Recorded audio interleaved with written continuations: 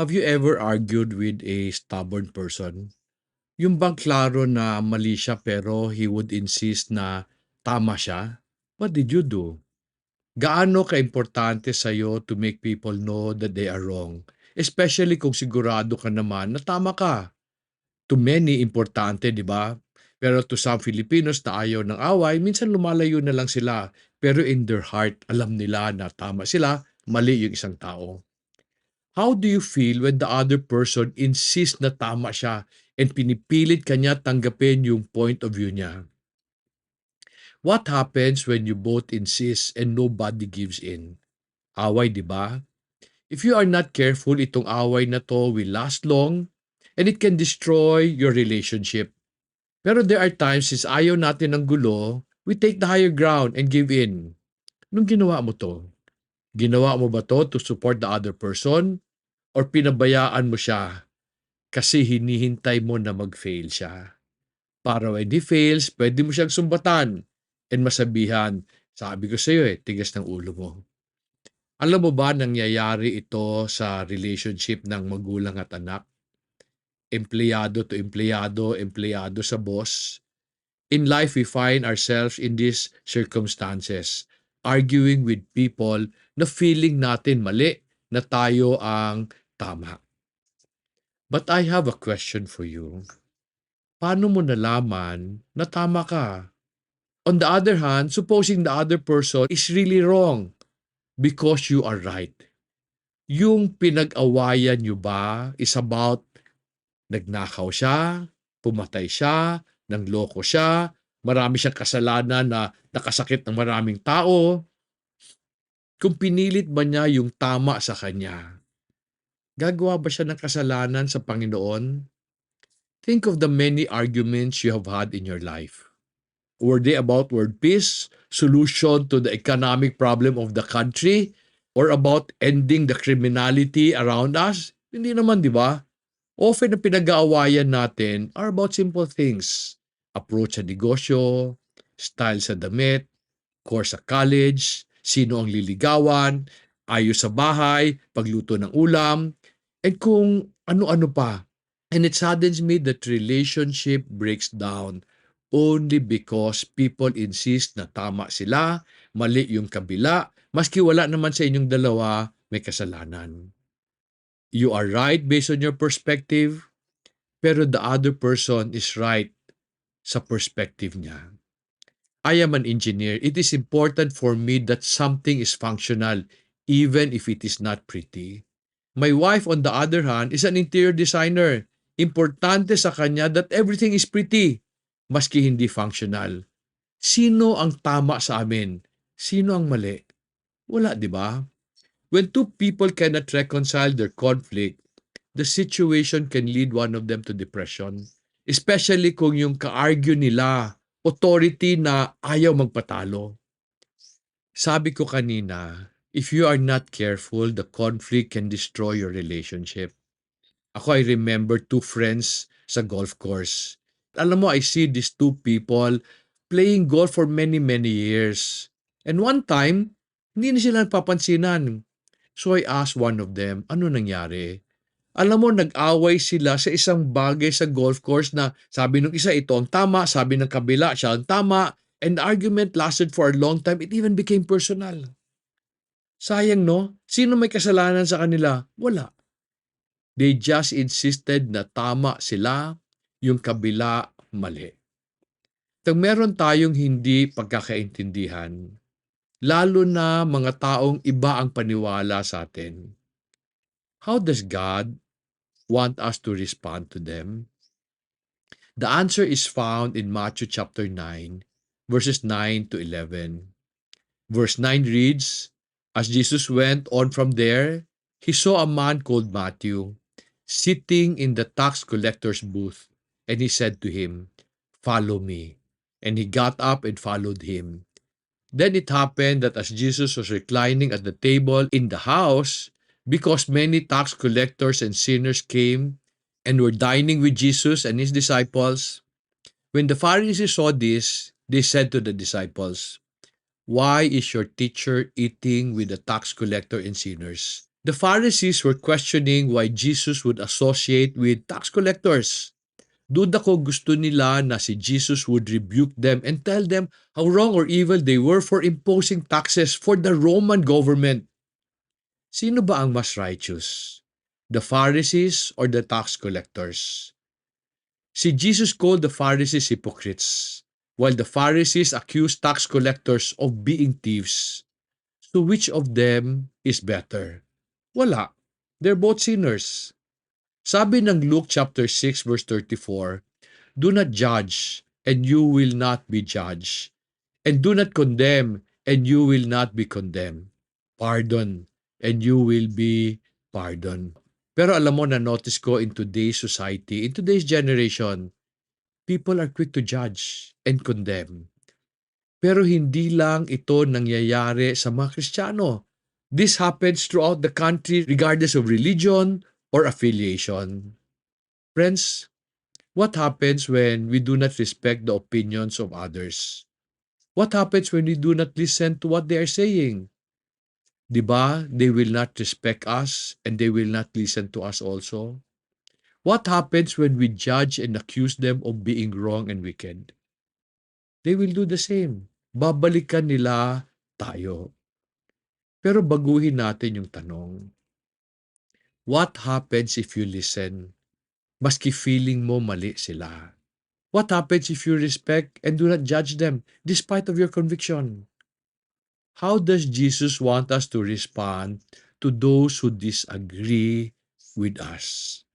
Sinagot niya to sa Matthew chapter 9 verses 12 and 13.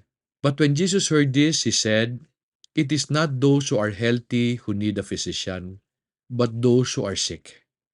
But go and learn what this means. I desire compassion and not sacrifice, for I do not come to call the righteous, but the sinners." Sabi ni Jesus, when we find people who disagree with our faith and our belief system, we should treat them with compassion. Ano ang ibig sabihin nito? As I answer this, meron akong tanong sa iyo. Ano ba ang mas importante? That you be right or that you be kind? Ulitin ko ha, ano ang mas importante? To be right or to be kind? The Oxford Dictionary defines kindness as being friendly. Sabi niya, it is a gift. It is something the recipient do not pay for. It is goodwill and it comes from generosity. The Bible presents another meaning.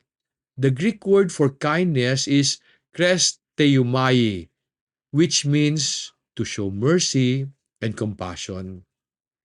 The world tells us that we should put our welfare first, that we cannot love others if we do not love ourselves first. Otherwise, people may take advantage of us.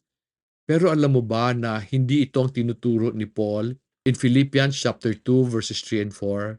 Sabi ng verse 3, "Do nothing from selfishness and empty conceit, but with humility of mind regard one another as more important than yourselves. Do not merely look out for your own personal interests, but also for the interests of others." How important is it for the Lord that we treat others as more important than ourselves? Verse 5 says, "Have this attitude in yourself, which was also in Christ Jesus."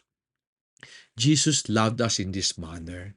He loved us by putting us before His welfare. Kaya nga nagpakamatay siya sa atin, di ba? To pay the penalty of our sins.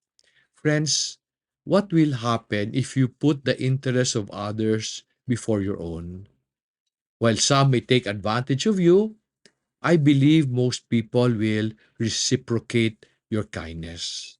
Matthew chapter 7 verse 12 tells us, "In everything therefore, treat people the same way you want them to treat you, for this is the law and the prophet."